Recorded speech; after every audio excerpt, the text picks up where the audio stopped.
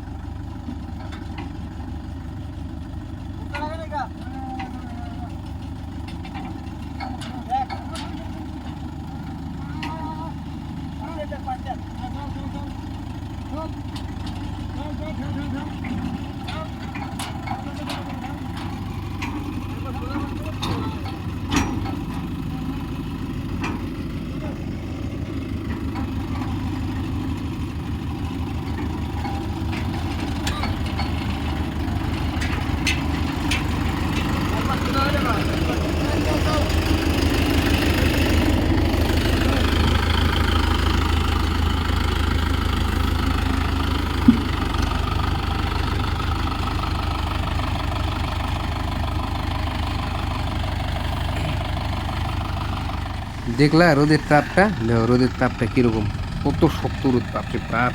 ইস,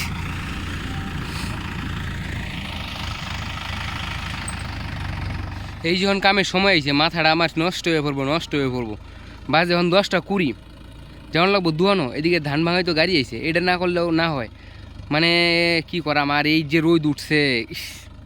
ওখানে যে 10টা 20 বাজে ধান ভাঙাইটা শেষ হইলো, ওখানে বাড়ির জ্যাম, একবারে দৌড়ে স্নান করবাম, একটু না হেম হয়ে একটু খাইলাম, খাই সাইকেল ডলে বাইরে ফেলবাম। আমার তো দুয়ানো গিয়ে আবার পৌঁছানি লাগবো, যেহেতু একটা লোকের দুয়ানো কাম করি, তাই না? তো চলো আজকে ভিডিওটা এনে শেষ করতেছি, অনেকদিন থেকে ভিডিও দেওয়া হয় না দেখা, এই আজকে একটা আগ্রুম টাগুম ভিডিও পোস্ট করে দিলাম। ও আবার ধানটি এডি এইভাবে ফেলা যেতেছি, এটি আর একটা বাবু একটা লোকরে লইছে ঠেলা বলা, এর সাথে নিয়ে ধানটি শুকাইবো রাস্তার মধ্যে, শুকাই টুকাই পরে বাদলে দেবো। এখন আমার থাকলে ভালো হইলো, কী করাম, তাই না? চলো।